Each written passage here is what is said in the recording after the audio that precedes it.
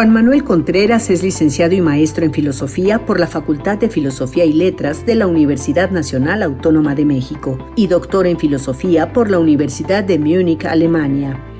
Es profesor investigador en la Academia de Filosofía e Historia de las Ideas de la Universidad Autónoma de la Ciudad de México y profesor en el posgrado de Trabajo Social de la UNAM.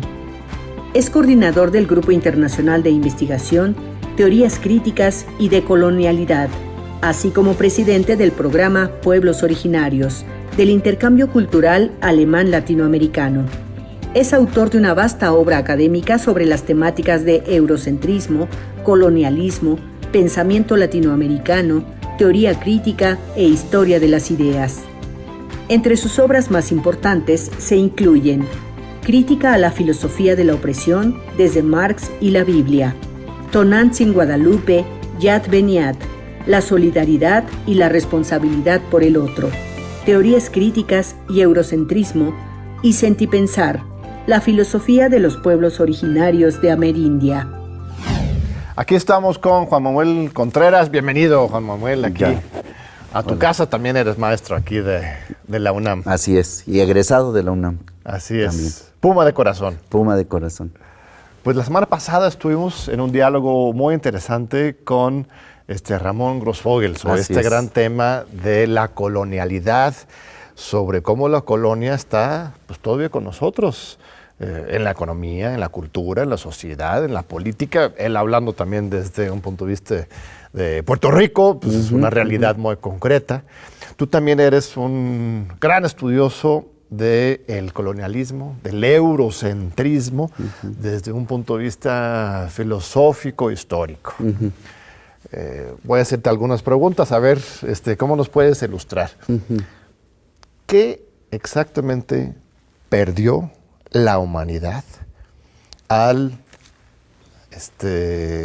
generar esta conquista en las Américas? ¿Qué fue lo más importante en los términos que tú los estudias? Cultural, subjetividades, la manera de ver el mundo. ¿Qué es esa joya que se perdió? Igual sigue con nosotros, pero que por lo menos fue mermado. Yo creo que hiciste un concepto muy importante, que todavía está. Y yo creo que eso es lo más valioso que tenemos, que todavía está. Decía Walter Benjamin que están venciendo y no han cedido de vencer los poderosos. Pero ahí está el tema, está el proceso, no se ha terminado. Y yo creo que la conquista, el proceso de guerra, invasión, conquista, que operaron los eurocristianos es una categoría importante, no los europeos, no existía esa categoría como tal, existían reinos cristianos hasta el siglo XVI. Porque Europa es simplemente una parte de la extensión de Asia, realmente, una pequeña extensión territorial, ¿no? En realidad, Europa como tal es una construcción ideológica también, que se han apropiado, que han reproducido, que han incluso fundamentado y justificado teóricamente, geográficamente, filosóficamente, y quizá un tema más importante, teológicamente, porque de fondo hay una narrativa teológica que plantea a Europa incluso como un continente, cuando geográficamente no lo es evidente, y sin embargo afirmamos, confirmamos y reafirmamos en la escuela que hay 5 continentes y generalmente empezamos con Europa como el primer continente, ¿no? Cuando Europa geográficamente no es otra cosa que el extremo de una península del continente asiático, aún en términos de extensión comparable con la península es así de Beringia. ¿Por qué esa sí es península y por qué Europa es continente? Una pregunta teórica que me parece vale la pena tomar en cuenta. Hablando geográficamente, pero culturalmente también. Europa usurpa, esto que llamamos Europa, usurpa una tradición que ni siquiera le corresponde como centro generador de cultura a nivel mundial, no lo es. Hace una recepción de una tradición de pensamiento que se despliega, en el caso de lo religioso, Egipto, Mesopotamia, Palestina y el judaísmo, y a partir de allí el cristianismo y la helenización del cristianismo, y tenemos Europa que se dice cristiana, una religión que no le pertenece culturalmente, pero un desarrollo tecnológico, científico que tampoco le pertenece culturalmente, ni filosóficamente. El desarrollo de la filosofía, porque se arropan que la manera de justificar la superioridad cultural de Europa es que ellos hacen filosofía y todos los demás pueblos y las demás culturas. Pero, por ejemplo, nada más para poner algunos hechos concretos para la gente que igual no conoce tan bien la historia de Europa, el papel, la pólvora, vienen de China. ¿Qué otros insumos que de repente uno piensa que podrían ser europeos que en realidad vienen de otra parte? Ya hablaste de la religión. Por ejemplo, pensemos un ejemplo que es muy evidente. Multipliquemos en números romanos 5 por 15. La complejidad que necesitamos para hacer eso. La recreación matemática y con esto científica, la revolución que van a hacer los musulmanes con la asunción del número de la India, indo-arábigo, es una revolución que viene y simplifica en la matemática, y la matemática es el tema de la ciencia, y ese despliegue cultural que va a tener el mundo musulmán no lo va a tener Europa jamás hasta el siglo XVI. Son números arábicos los que usamos. Exactamente. Y son más fáciles que los de los romanos, que supuestamente es la fuente de Europa, ¿no? La misma democracia, nuestro colega, amigo, maestro Enrique Dussel, siempre también dice que la democracia pues no es un producto europeo, viene de Egipto, la asamblea, etcétera, o cuéntame más de eso. El concepto de democracia, que es el que nos convoca el día de hoy, sigue operando una visión eurocéntrica. Vamos como desmontando, vámonos con el concepto de democracia. El demos en Grecia tampoco existe. Eso también es una construcción del romanticismo alemán del siglo XVIII. Lo que existe son pequeñas ciudades, estados independientes. ¿Qué tenía que decirle John Atenas a Esparta? Absolutamente nada. ¿Qué tenía que decirle Éfeso a Megara? Absolutamente. Son estados, son ciudades independientes. Si hay un horizonte cultural que podemos llamar eleático, la zona de Elea, la zona de Éfeso, la zona de Jonia, etcétera, son ciudades independientes, autónomas, que se están incluso entre ellas disputando la hegemonía de la región. Hay una corrupción de lo político, en términos de Aristóteles, que es la democracia. La democracia es el gobierno de los muchos, pero la pregunta es, ¿los muchos quiénes son los muchos? Y ya cuando nos ponemos a analizar la manera en cómo se organizan los atenienses, que es una excepción en el entorno donde tenemos reyes, donde tenemos déspotas, pero la democracia es, digamos, como una organización política, sí, de toma de decisiones, donde hay una identificación del interés privado, del ciudadano, del político, con eso que llamaron ellos mismos la tecné politique, la técnica de la vida o el arte de vivir en comunidad. Pero ¿quiénes participaban en la democracia? ¿Quiénes eran el demos? No son los esclavos, no son los niños, no son los jóvenes, no son las mujeres. Entonces, ¿quiénes son? Son los libres, que no son todos, pero no cualquier libre. El libre propietario, el libre hombre y el libre que participa en el ejército. Entonces, estas 4 características definen el sentido de la democracia o el demos griego. Una democracia que se define en función del elitismo, de la exclusión del otro, ¿no? En realidad, una oligarquía. Pero hay otra visión más democrática, asamblearia, de otras tradiciones, ¿no? Así es. ¿Como por ejemplo? Por ejemplo, la semita. La semita, con esta narrativa de los 12 hijos de Abraham, que en realidad se trataban de 12 pequeños grupos, a veces más, a veces menos, que se reúnen para protegerse, para cuidarse, para normarse, y que hacen una asunción de grandes tradiciones como la egipcia y la mesopotámica en el componente más crítico que hay, porque ellos son un pequeño pueblo muy vulnerable, son pequeñas comunidades que hacen una especie de confederación para cuidarse y fortalecerse. Aquí en Tlaxcala presumen mucho también de que es una especie de Atenas. La visión eurocéntrico, absolutamente, pero también tenemos nuestras tradiciones históricas de figuras de gobierno colectivo, ¿no? Participativo, horizontal, ¿no? O sea, está en todas partes la idea de que Grecia sería la semilla central para esto que se llama democracia, es un mito, ¿no? Es un componente ideológico, John, y eso es el eurocentrismo. Nuestros profesores, cuando estudiamos teoría política, inmediatamente dicen, o decimos, reproducimos nosotros, el origen de nuestra democracia está en Grecia. No tiene que ver absolutamente nada la concepción de la democracia en Grecia, que es lo que acabamos de explicar, con lo que ahora entendemos por democracia.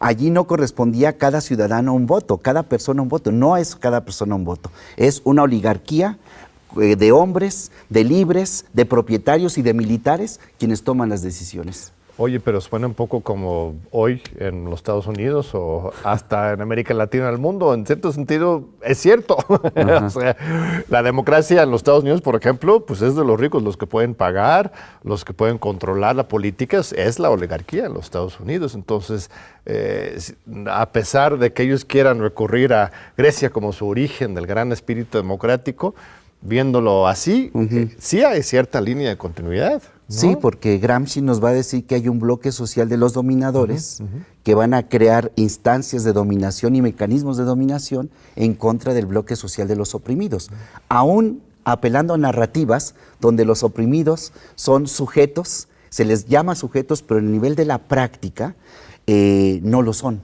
Son tratados como objetos, son tratados como, decimos, recursos materiales. ¿Cuáles son los recursos materiales que tienes? Recursos humanos, ¿no?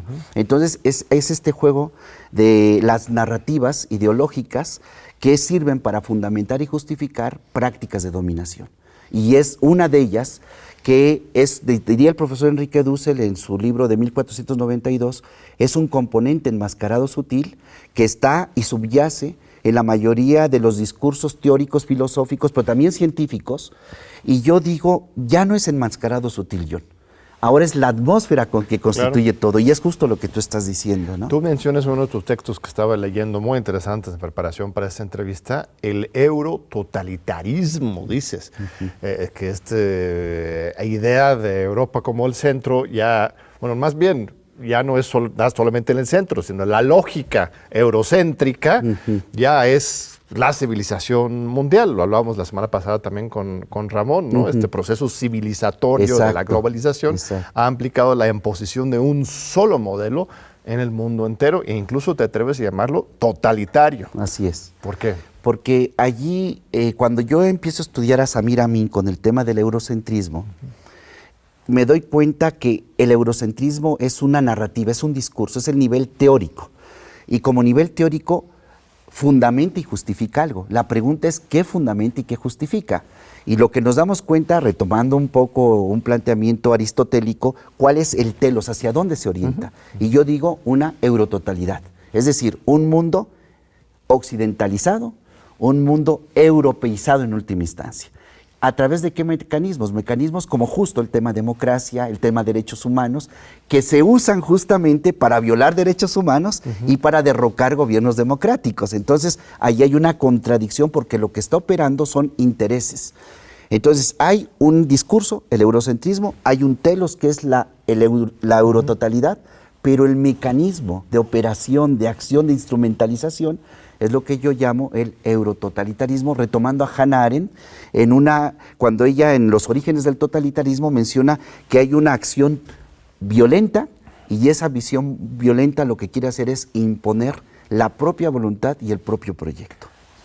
Ramón Grossvogel dice que, retomando a Aimé Césaire, que el gran pecado de Hitler es que aplicó a los mismos europeos la lógica genocida de la colonia. ¿Coincides con eso? Yo creo que allí hay que hacer una revisión en términos generales, como lo plantea Ramón, me parece a mí, tiene razón. Pero cuando hacemos en términos generales, pero cuando hacemos una lectura más fina, nos vamos a dar cuenta, por ejemplo, el tema de la esclavitud, John. Nosotros cuando hablamos de esclavo, inmediatamente viene el referente, una persona de piel obscura, color obscura, con cadenas, procedente de África. Claro. Si nosotros revisamos la historia con mucho cuidado, en los grandes centros generadores de cultura a nivel mundial, estamos hablando de Egipto, Mesopotamia, China, la India, Mesoamérica en el caso nuestro, y el despliegue incaico como centros generadores de cultura a nivel mundial, vamos a encontrar que hay dominación sobre otros pueblos. El hecho de la conquista en América, ahora con todas estas revisiones recientes que hubo, nos dejaron clarísimo que el proceso de la disputa entre Altepelme, donde el ejército eurocristiano era pequeño, secundario en relación a los grandes ejércitos, encontramos que la esclavitud no es en su origen negra, es blanca. Y es de sometimiento de unos pueblos a otros pueblos. Entonces, el tema de la blanquitud, que va a trabajar también el profesor Bolívar Echeverría, no solamente tiene que ver con color de piel, tiene que ver con visiones del mundo. Entonces, lo que ocurre en el siglo XX con Hitler, me parece a mí, es el despliegue, sí, de un elemento que la misma escuela de Frankfurt, la teoría crítica, va a denunciar, que es el despliegue de un tipo de racionalidad que es moderna. Pero mira lo que acabo de decir, de un tipo de racionalidad que es la estratégico-instrumental, que lo podía haber hecho Hitler, pero lo venía ya realizando el sistema burgués capitalista en un sistema donde las personas no son dignidad infinita, fines en sí mismas, sino son mediación, y donde la persona pasa a ser un instrumento de la lógica del mercado. A ver, vamos por partes porque estamos cubriendo demasiado terreno. Regresemos al tema de Europa porque me parece muy interesante. Europa como tal no existe. No, es una construcción. Bueno, en cierto sentido cualquier país sería Así una es, construcción, claro. ¿no? Pero aquí es particularmente abstracta esta construcción porque ni siquiera sabemos dónde están las fronteras de Europa, ¿verdad? Así o sea, es. son las montes Urales. Pero eso sería incluir a Rusia y la gente no quiere incluir a Rusia. Dicen que Lenin era un asiático. O sea, hay una... ¿no? ¿Dónde están las fronteras de Europa? ¿Cuál es el propósito de la construcción de esta idea de Europa? Antes de que empezamos, porque te voy a tener que interrumpir en plena frase, mejor vamos directo a un breve corte y regresamos con esta pregunta. ¿Europa existe? No se vayan. Aquí seguimos con Juan Manuel Contreras. Gracias por estar con nosotros. Gracias, Juan Manuel. Pues estamos entrando en un tema fascinante de Europa. Si existe y si es que existe como, si existe como mito, como concepto, ¿para qué existe? ¿Para qué fin cumplió y cumple hasta la fecha ese concepto o mito de la Europa? Si tomamos en serio los lentes de Foucault, para hacer una especie de genealogía, los antecedentes y los precedentes de esto que se llama Europa, tendremos que recurrir a la narrativa mitológica de Homero, ¿no? Y Europé, es una princesa semita, John, de los reyes fenicios, o sea, ni siquiera es una europea de Europa, sino es una princesa semita, que dentro de la narrativa filosófico-teológica cuenta que Zeus, al verla, que está allí por el Mediterráneo, se enamora de ella, una jovencita, se enamora y Zeus piensa de qué manera se le puede acercar. Y entonces viene la transformación de Zeus en un toro hermoso, blanco, potente, que se acerca a la orilla del mar, se echa para que ella se acerque, empieza a acariciarlo, se monta en él y una vez que se monta en él, huye Zeus a todo lo que da como toro blanco y la lleva a la isla de Creta. En la isla de Creta, según la narrativa mitológica, dice que tiene relaciones sexuales con ella. Estamos hablando de un, diríamos modernamente, analógicamente hablando, un secuestro, mantenerla retenida, violarla, tener hijos con ella y luego expulsarla. Veamos como toda la narrativa simbólica que está operando allí, ¿no? Entonces, ¿quién es Europa? Europa es esta princesa semita que incluso en los euros hay monedas donde tú puedes ver al toro poderoso Zeus con la princesa que está siendo plagiada, ¿no? Y que es llevada a esta isla. Ese es, digamos, como el término de la narrativa. Eso es muy interesante. Porque esta tierra, para los pueblos semitas de Levante, estamos hablando de los egipcios, estamos hablando de Mesopotamia, estamos hablando de los persas, estamos hablando de los sirios, estos pueblos milenarios, le van a llamar Europa a lo que nosotros ahora llamamos Grecia y sus dominios. Esa es la auténtica Europa. Entonces, lo que va a ser después la narrativa romántica del siglo XVIII, Novalis, en el siglo XVIII, es decir, nosotros inventamos la antigüedad, y tiene toda la razón. Antes de la estructuración del tiempo en edad antigua, edad media, renacimiento y modernidad, No existía Santo Tomás diciendo me encuentro en Edad Media. Claro. No me encuentro, Sócrates no le decía a Platón, no me interrumpas porque ahorita estoy haciendo filosofía clásica. De ninguna manera, es una mirada. La pregunta es cuáles son esos lentes con los que se mira esa historia y por qué se construye esa historia. Y la misma idea del occidente también. ¿Quién determina que, o sea, si el occidente está aquí, el oriente está, ¿dónde está el centro? Así es. ¿Cuál es el punto? ¿Es Bagdad o qué es dónde viene ese mismo concepto del occidente? Hay dos digamos, como tradiciones. La tradición justo de que los pueblos de Levante, que estamos hablando de centros generadores de cultura a nivel mundial, Egipto, Mesopotamia y el centro de esa interacción que hay es el Mediterráneo. Pero el Mediterráneo justo en esto que ahora llamamos Palestina. Esos son los pueblos de Levante, Biblos, Tiro, Sidón, ahora la franja de Gaza con los pueblos filisteos que tienen una antigüedad mucho más, ¿qué diríamos?, antigua que los propios judíos, que después viene el proceso de apropiación, etc. Lo que quiero decir, esos pueblos, que son, digamos, los padres mayores, culturalmente hablando, tienen criterios de demarcación y van a decir donde se pone el sol, en alemán se dice Abendländer. Esos territorios donde se ponía el sol, donde se mete el sol y donde sale el sol, son criterios muy interesantes. El levante del sol y la puesta del sol. Donde se pone el sol es Grecia y sus dominios, porque el referente es Grecia, ¿no? Ese es el occidente. ¿Qué es para un griego? Pensemos un poquito, John. Si ya Alejandro Magno y Filipo II son semibárbaros, en la lógica de un ateniense, por ejemplo, de un espartano, imagina los que están allá pastando y persiguiendo puercos salvajes y venados en la zona de los bosques hacia el norte. Pero ¿cómo está el giro, John?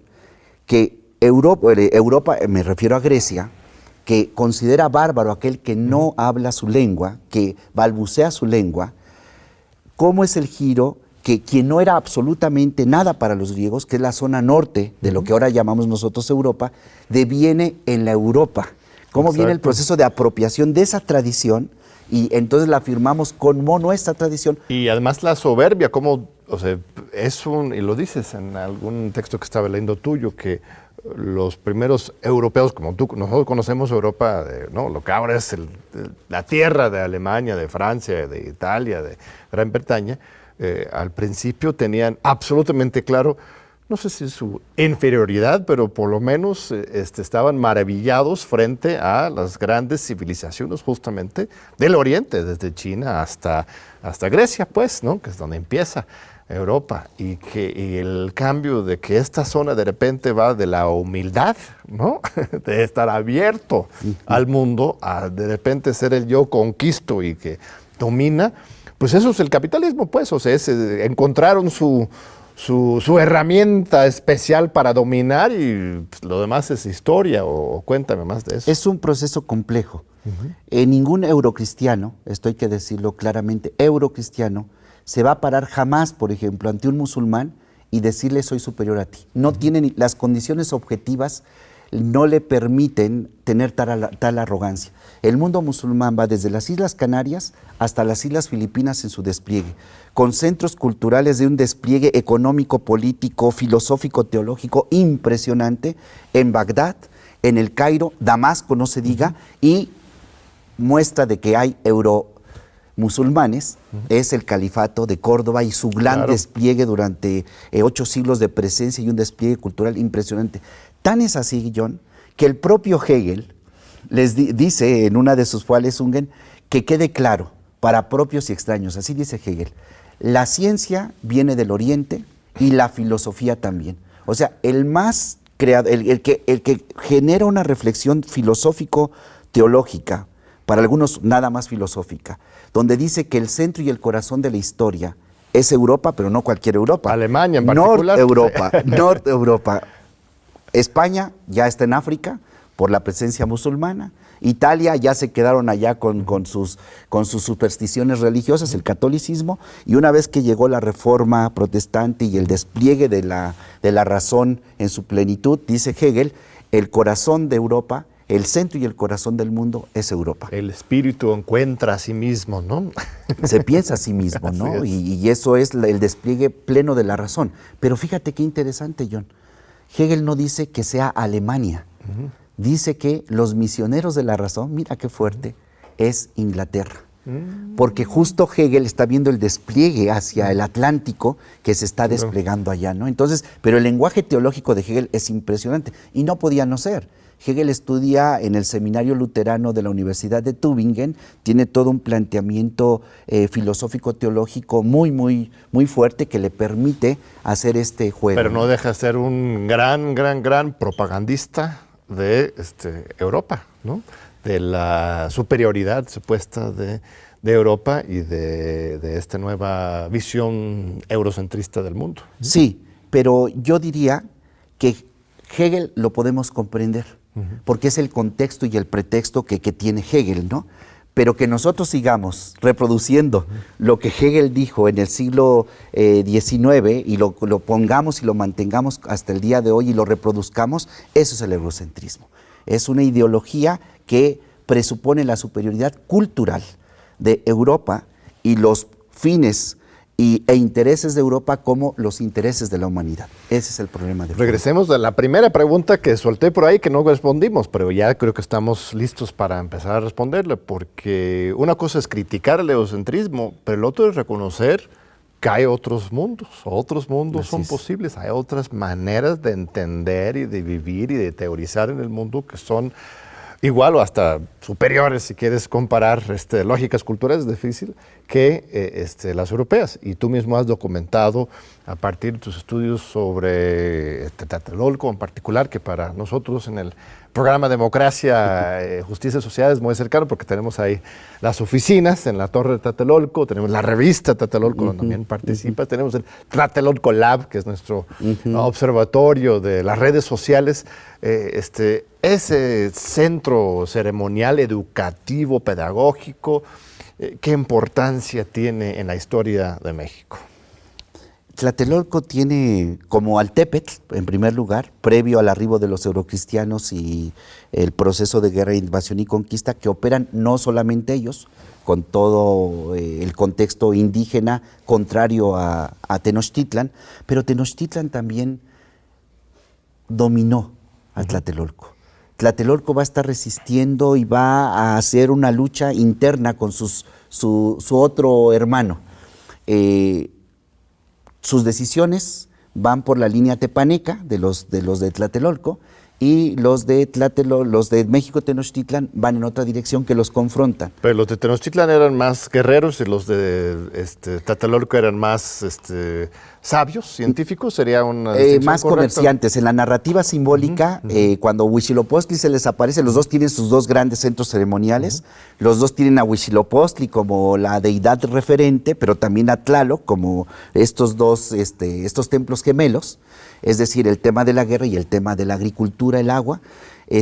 Cuando Huitzilopochtli se encuentra en una narrativa simbólica muy interesante, metafórico-conceptual, se están peleando los dos grupos, Huitzilopochtli se les aparece y a uno les da una piedrita verde de la abundancia, de la riqueza, y a otro le da unos palitos. Y la narrativa dice que quien toma la piedrita verde son los de Tlatelolco, por eso tienen el gran mercado, el gran esplendor, y esa fue como su bendición. Y a los que no, los palitos que nadie quería se los da a los de Tenochtitlan y allí tienen el despliegue de la guerra. Obviamente es la lectura de Tenochtitlan la que se nos presenta, pero lo que quiero decir con esto es que Tlatelolco tiene una importancia fundamental, pero ha estado encubierto por Tenochtitlan, por la cercanía y por la dominación que operó.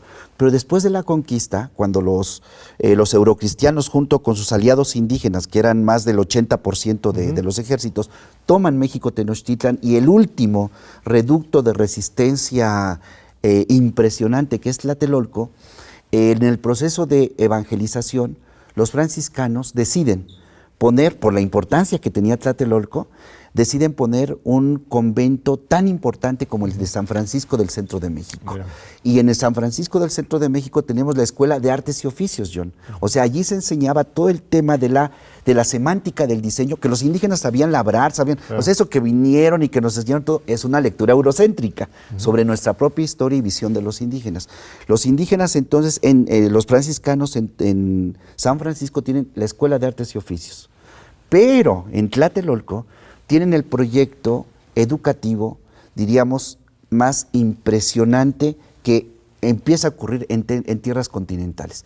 ¿Cuál es ese proyecto? La construcción de una universidad, pero que para llegar a la universidad tenemos que pasar por un proceso educativo. Las escuelas conventuales, con los niños que van tomando para el quiebre generacional indígena, después de las escuelas conventuales les daban una especie como de postulantado a los niños indígenas y después se van a Tlatelolco. O sea, es todo un centro de altos estudios universitarios, intelectuales para jóvenes indígenas. Así es. Pero formados, me imagino, desde un enfoque eurocéntrico. No podía ser de otra forma, porque se han impuesto, pero no es el proceso educativo, como todo proceso social y político, no es homogéneo. Se va generando, exactamente, los mismos educandos lo van llenando de sentido. Así ¿no? es. Ahí es donde sale Carlos Ometochin, por ejemplo. Carlos Ometochin, no? ¿Él es egresado de ahí? Así es, él se formó. De hecho, los colonos... Es el que usa las herramientas de la colonia en su contra, unos grandes críticos. Argumenta, incluso se defiende jurídicamente.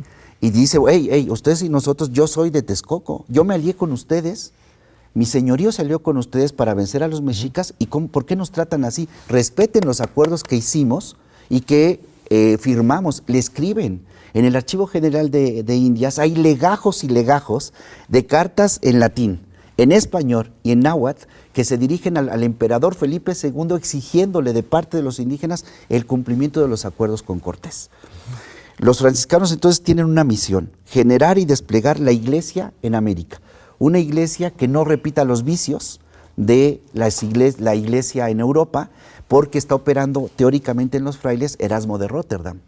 Fiori, son estos teóricos que buscan regresar a los principios del cristianismo. Los franciscanos... Ahí ves una beta, pues, europea que puede ser liberadora también, no es puro colonialidad, ¿no? Porque mira, es muy interesante, porque el mismo cristianismo que llega, el cristianismo europeo, tiene un componente, es cristianismo. Y eso cristiano es la traducción del hebreo mesía, de los mesías. Y el mesiánico es un concepto político. Claro. Que traten a este rabí que se llama Jesús. Mira hasta dónde nos estás llevando, John. A este rabí como un mesías, un grupo de gente que no valía. No son rabinos, no son celotas, no son saduceos, no son fariseos quienes siguen a Yeshua. Es la gente del pueblo.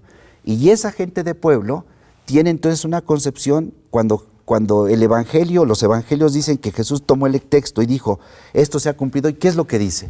Vine a liberar a los pobres, a dar pan a los hambrientos, vestido a los desnudos, etcétera. Todo esto. Eso es un componente crítico emancipador que pasa al cristianismo en el proceso de asunción al helenismo, una traducción al helenista, llega y se constituye ya dos núcleos, el semita con el indo-arábigo, el indo-persa, hitita, eliático, griego, con lo latino, después con lo musulmán, y eso llega a América. Y aquí la escuela de Tlatelolco logra tejer con esas hebras que quedan de la tradición generar un pensamiento crítico. Así es. Mexicano y propio. Vamos a un segundo corte y regresamos para seguir conversando con el maestro Juan Manuel Contreras. No se vayan. Aquí seguimos con Juan Manuel Contreras. Gracias, Juan Manuel. Fascinante diálogo. Hay un caso que has estudiado en particular con respecto a la acción política, interpretativa, intelectual de los egresados intelectuales de la Escuela de Santa Cruz, perdón, de Santa Cruz, ¿verdad? Sí, de Tlatelolco. Santa Cruz de Tlatelolco, justamente. Así es. Que es con respecto a Tonantzin, Así Virgen de Guadalupe.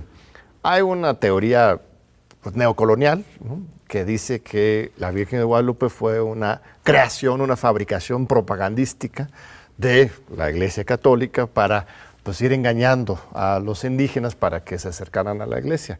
Pero tú tienes otra lectura totalmente, que más bien Tonantzin, y lo que conocemos como Virgen Guadalupe, es más bien producto de una lucha por los sentidos que gana, al final de cuentas, los intelectuales indígenas. Cuéntame de esa coyuntura histórica tan importante. Muy interesante.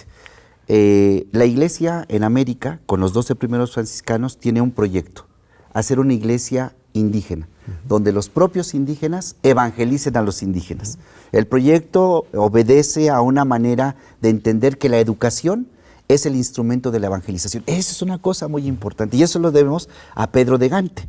En Gante ya había venido una reforma educativa, eso es muy importante que se viene y se reproduce en esta tradición franciscana y dicen vamos a hacer una escuela de formación para sacerdotes indígenas. ¿Qué necesitaban? Cumplir con la normativa romana para ser sacerdotes. Entonces arman todo un programa de filosofía, de teología, de trivium, de quadrivium, de historia, de literatura.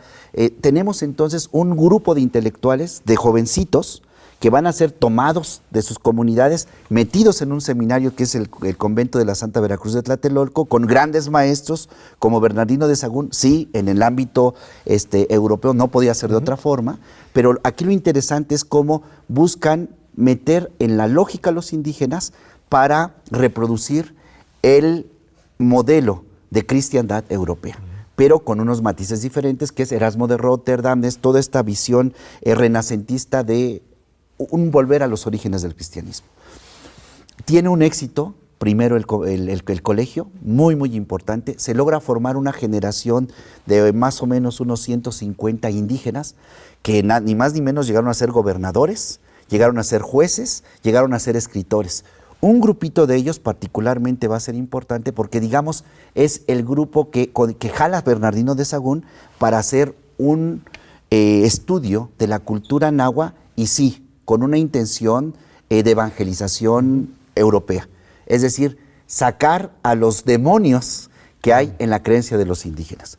Pero Bernardino de Sahagún hace un giro muy interesante que tiene un efecto positivo no intencional. O sea, él no buscaba eso. Mete a esos indígenas, a esos jóvenes que ya son unos intelectuales, los mete en contacto con las y los tlamatinime sobrevivientes.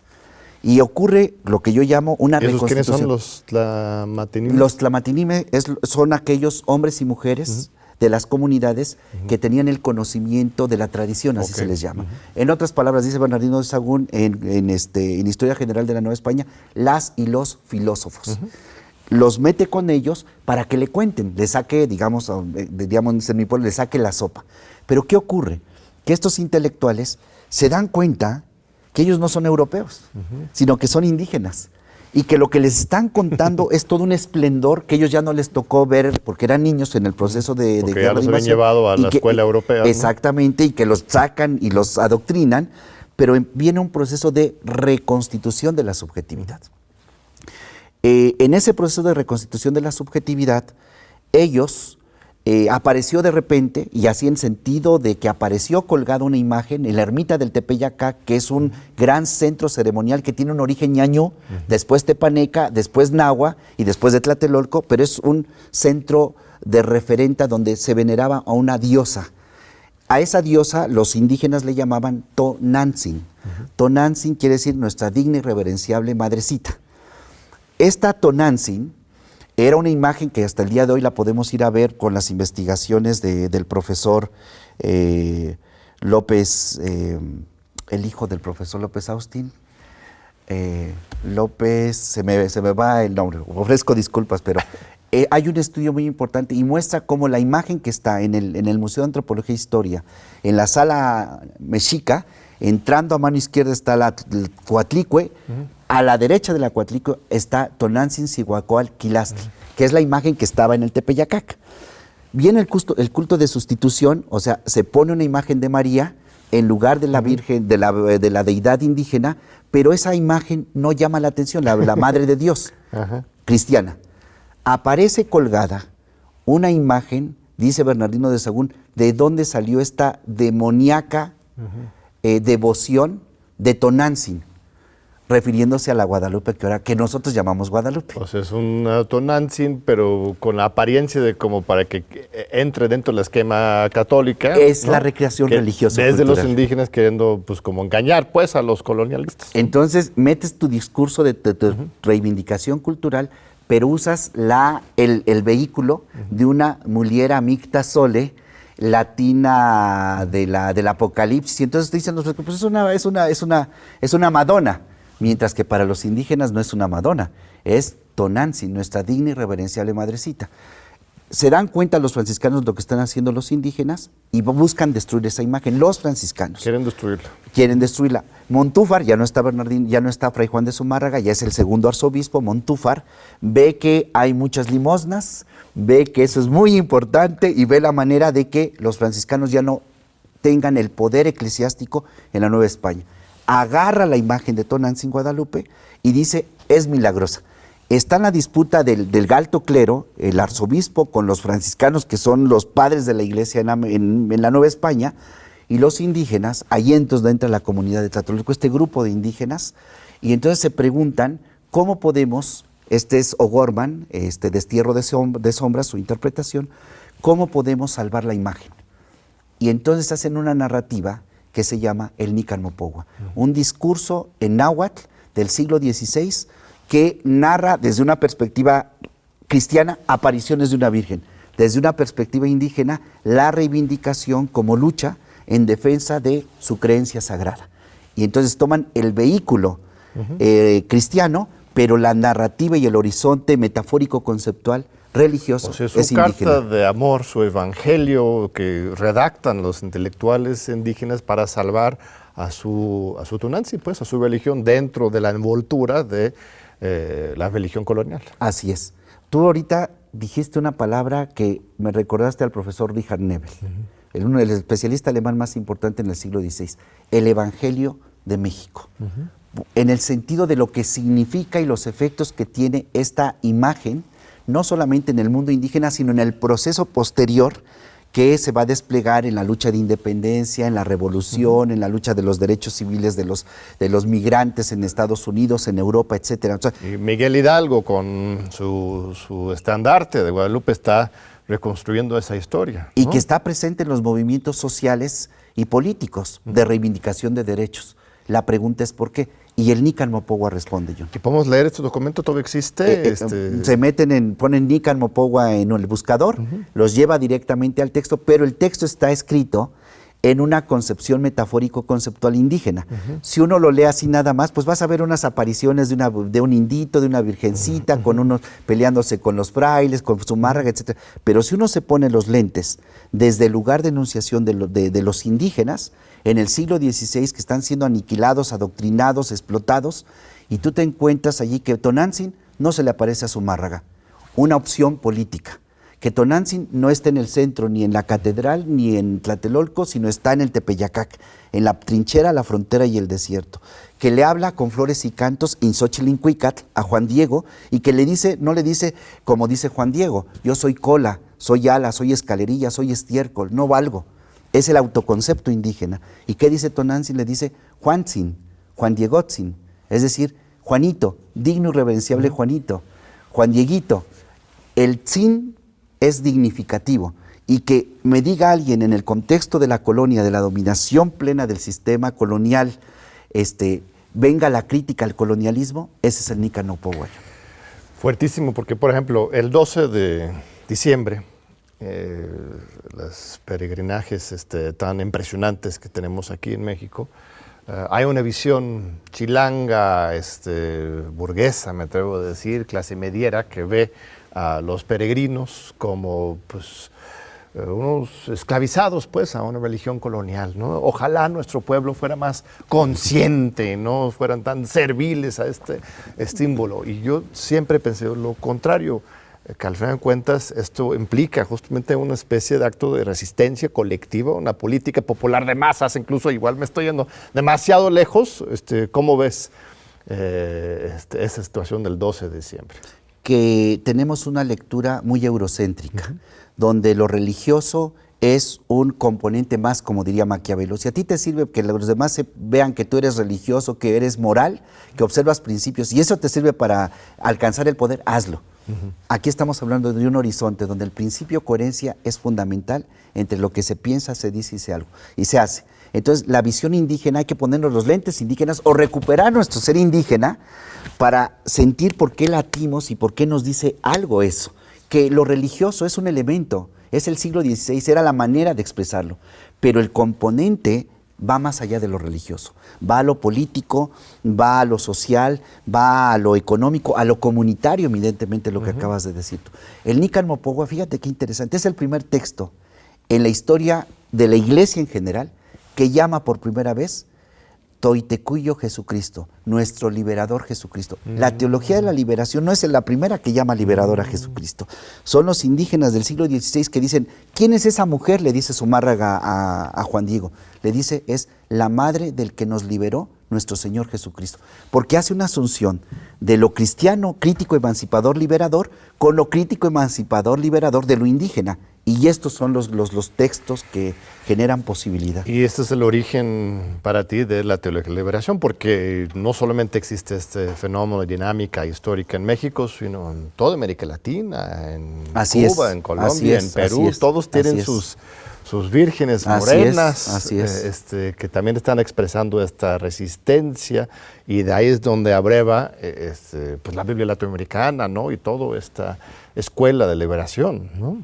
Es como dice muy bien el profesor Leonardo Boff, lo fundamental no es la teología, lo fundamental es la liberación, ¿no? Entonces los indígenas entienden que no puede haber marcha atrás, no pueden, ya están establecidos aquí los eurocristianos, ya hay un proceso de cristianización en el Anáhuac. Entonces, ¿qué hacemos con el principio de realidad? ¿Qué hacemos? Entonces toman el elemento crítico emancipador, toman el elemento crítico emancipador indígena y hacen una recreación religioso-cultural, y que yo sostengo, John, que tan importante es ese proceso que ocurre en México en el siglo XVI como el proceso que ocurrió de la helenización del cristianismo, como el cristianismo que es palestino, que es un núcleo ético, mítico, semita, se traduce en categorías griegas y permite el despliegue de la constitución de Europa, entonces y ahora como cristiana, esto que se llama Europa, y que después llega a nosotros todo ese proceso en el 16, o llega a estas tierras, porque ya me estoy yo situando allá y estamos en otro contexto, entonces llega y viene un nuevo proceso religioso cultural, pero no lo hacen los cristianos, porque los cristianos lo que hacen, los eurocristianos, lo que hacen es adoctrinamiento religioso. Lo hacen los indígenas, que toman su propio ser y quehacer, se afirman en su subjetividad y lo relanzan. Pues bienvenidas a la revolución de las conciencias. Ha sido una hora de discusión muy intensa, que justamente nos obliga a cambiar nuestros esquemas. Porque una cosa es reconocer la importancia de lo indígena, las tradiciones colectivas, solidarias, pero el otro es poner de cabeza la historia, ¿no? Y eso es lo que estás haciendo, algo similar a lo que hizo Hegel para los europeos, pero aquí, ¿no? Pues ese es el proyecto siempre de don Enrique Dussel, ¿no? De poner las cosas de cabeza y superarlas simultáneamente. Mira, un regalo tenemos para la audiencia. Esto es un libro que compiló nuestro invitado hoy, Juan Manuel Contreras Colín, sobre teorías críticas y eurocentrismo. Y mándanos un Twitter, al Twitter del PUEDS UNAM, PUEDJS UNAM, del programa universitario que dirigimos aquí, con la palabra teoría crítica, y los primeros dos se van a llevar sus libros aquí del maestro Juan Manuel. Pues casi se nos acaba el programa. ¿Algún último mensaje para nuestra gran comunidad universitaria que te escucha con mucha atención?